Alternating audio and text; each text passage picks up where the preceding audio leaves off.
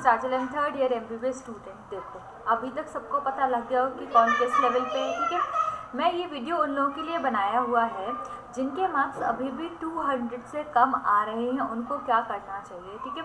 ये एकदम realistic approach होने वाला है। देखो खुद से झूठ मत बोलो, ऐसा नहीं कि आपके 600 मार्क्स आ जाएंगे, 550 मार्क्स आ जाएंगे, ऐसा कुछ नहीं होगा, क्योंकि सिर्फ 15 डेज बचे हुए हैं और आपके 200 से भी कम मार्क्स आ रहे हैं। डेट मीन्स आपकी बायोलॉजी भी अच्छे से नहीं हुई है, उसकी NCERT भी अच्छे से नहीं हुई है, ठीक है। देखो अपने आप पे ना, अपने आप से सच रखो, अपने आप को ट्रुथ फेस करोगे ना तो आपका आधा रास्ता वैसे ही आसान हो जाएगा। तो मैं वो बताने वाली हूँ कि इनमें आपके मैक्सिमम मार्क्स कैसे आ सकते हैं 15 ईयर में। एकदम लास्ट तक देखना वीडियो को, क्योंकि मैंने टाइम टेबल तक बना के दिया हुआ है, ठीक है। अभी तक आप बहुत सारे वीडियो सर्च कर रहे होगे, लेकिन अब आप इस वीडियो पे आ गए हो तो इसको फॉलो करना, क्योंकि मैंने प्रॉपर प्लान मॉक टेस्ट तक का सब कुछ बताया हुआ है। देखो बहुत सारे लोगों को सिर्फ क्वालिफाई करना होगा, किसी को सिर्फ 300 मार्क्स लाने होंगे, किसी को BAMS BHMS चाहिए होगा। तो यहाँ एकदम अच्छे से पढ़ाई करो, क्योंकि इन 15 डेज में जितना पॉसिबल है मैं आपको उतना बताने वाली हूँ, ठीक है। अब मुझे कमेंट सेक्शन में सबका चाहिए आंसर और सबका प्रॉमिस चाहिए कि जितना भी टाइम वेस्ट कर लिया आज से पढ़ाई करोगे आप। ये वीडियो कोई जब भी देख रहा हो मुझे कमेंट सेक्शन में चाहिए कि आज से बहुत अच्छे से पढ़ाई करोगे, ठीक है।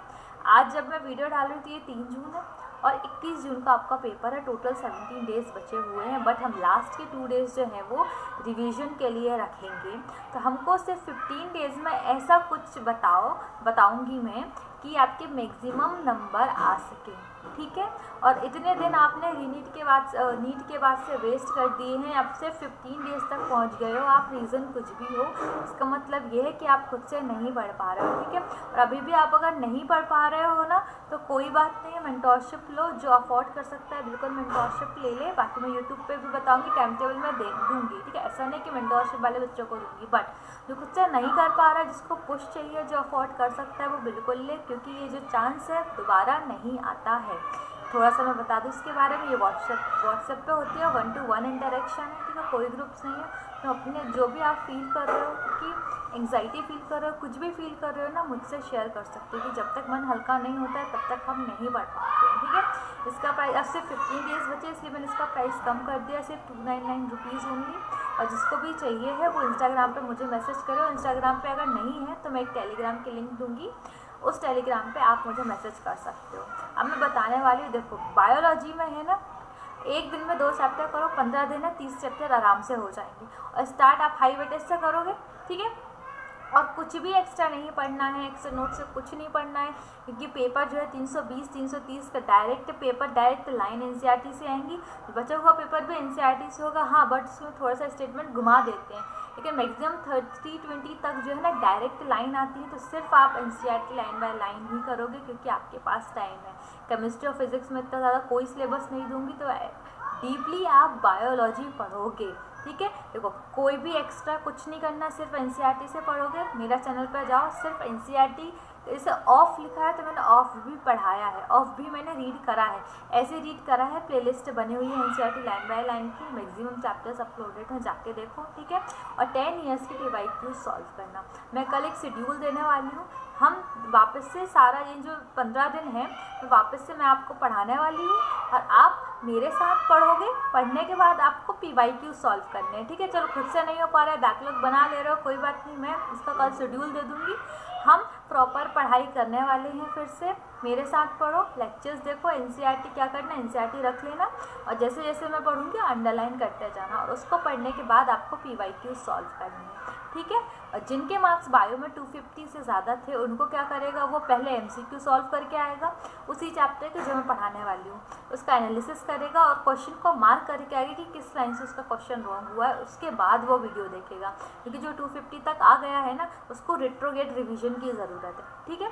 केमिस्ट्री में ये मैंने कुछ चैप्टर्स लिखे हैं, क्यों जी, क्योंकि जिनके अभी 200 से भी कम आ रहे हैं ना, वो सिर्फ इतना ही कर सकते हैं, और ये भी हाई वेटेज चैप्टर्स हैं। Periodic table, chemical bonding, coordination compounds, biomolecules, IUPAC।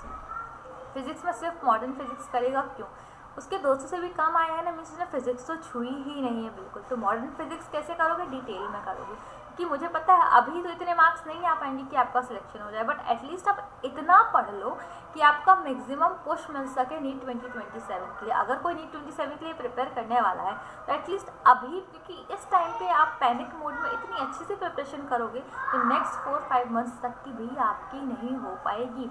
इसलिए मॉडर्न फिजिक्स आप डिटेल में करना, इसमें भी अच्छे खासे क्वेश्चन आते हैं इंक्लूडिंग सेमीकंडक्टर सारा मिला के। केमिस्ट्री आप कैसे करोगे, मिशन 30 से पीडब्ल्यू जो चल रहा है उसका अच्छे से 1 शॉट डिटेल है, लेक्चर्स देखो उसमें क्वेश्चन सॉल्व कराए हैं, क्वेश्चन सॉल्व करो और बाद में जाके PYQ सॉल्व करो, ठीक है। वही सेम फिजिक्स का आपको डिटेल लेक्चर देखना है, ठीक है। अगर नोट्स नहीं बनाए हो साथ में लिखते जाना, क्योंकि 15 दिन में एक मॉडर्न फिजिक्स आराम से डिटेल में कर लोगे, लास्ट में रिविजन का भी टाइम है, ठीक है। क्योंकि इतना है कि जो आप पढ़ रहे हो ना उसको इतनी अच्छे से करना है कि आपके क्वेश्चन रॉन्ग ना हो। और 10 years PYQ मैं बता चुकी हूँ, सब में करने हैं, इससे ज़्यादा के नहीं करना और टाइम भी नहीं है। ये पूरा का पूरा टाइम टेबल है, ठीक है। मैं ये है टेलीग्राम पे अपलोड कर दूंगी, लिंक भी दे दूंगी, जाके टेलीग्राम से डाउनलोड कर देना। ये टाइम टेबल है पूरा, जिसे कल से चालू होने वाला है 4 जून से। मैंने बोला था 2-2 चैप्टर्स मैंने दिए हैं, ठीक है। 2-2 चैप्टर्स आपको ऐसे करना है। ये केमिस्ट्री है और फिजिक्स में सिर्फ मॉडर्न फिजिक्स करेंगे। जैसे देखो आपको 4 जून पे सिर्फ dual nature of radiation and matter करोगे, ठीक है। फिर एटम्स, फिर न्यूक्लियाई, फिर सेमीकंडक्टर्स कर लिया, एक बार आपका हो गया। फिर से मैंने रिवीजन के लिए इनको दोबारा करना है। देखो पहले आपने थ्योरी कंप्लीट कर ली, अब PYQs कर लिए, फिर आप MCQs करोगे, फिर PYQs करोगे। ऐसे आपका एक चैप्टर है ना आपका बहुत अच्छे से हो जाएगा। Formula sheet, NCERT revision, NCERT में इतना कुछ है नहीं ना, तो NCERT में इतना कुछ है नहीं, ये सब आप कर लोगे। और लास्ट में आपको देखो बायोलॉजी तो आपको 18 जून तक चलेगी ही, बाकी 18 तक आपका हो गया, 19, 20 और बचा, इसमें भी काफ़ी टाइम बचेगा क्योंकि आपकी NCERT और फिजिक्स हो गई है। आपको मॉक टेस्ट देना है, मैं भी बता दूंगी। मॉक टेस्ट बहुत सारे फ्री है, जैसे आनंद मनी सर के टेलीग्राम के चैनल पर भी है और टीचर के टेलीग्राम चैनल पर भी है। तो वही क्वेश्चन अटैम्प्ट करना जो आपने पढ़ा है, ताकि आपकी एक प्रैक्टिस हो जाएगी, पेपर में जाके भी आपको वही अटैम्प्ट करने हैं, ठीक है।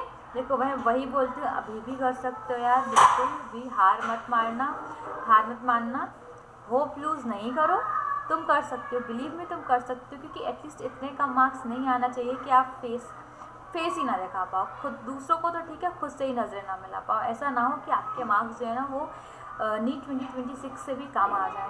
तुम्हें पता है तुम कर सकते हो, तुम क्यों नहीं पढ़ रहे? क्योंकि तुम रील्स स्क्रॉल करने में लग गए हो, अपना टाइम वेस्ट बहुत ज़्यादा करने लगे हो, डिस्ट्रैक्टेड हो गए हो, मन नहीं लगता है पढ़ाई में। आई नो, क्योंकि मेरा भी ऐसा ही हुआ है, मैं इस फेज से गुजर चुकी हूँ, इसलिए बोल रही हूँ। इन 15 डेज़ में अभी भी जैसे जो कोई 2-3 दिन और मिस करेगा ना, अभी लास्ट 10 डेज़ का भी सब कुछ आएगा, तो फिर वो उन 10 डेज़ की स्ट्रेटजी फॉलो करेगा। क्यों करना है जब अभी आपके पास टाइम है? तो इन 15 डेज़ में बहुत अच्छे से पढ़ो, और ये एकदम रियलिस्टिक प्लान है, आप इतने दिन में इतना ही कर सकते हो, ठीक है।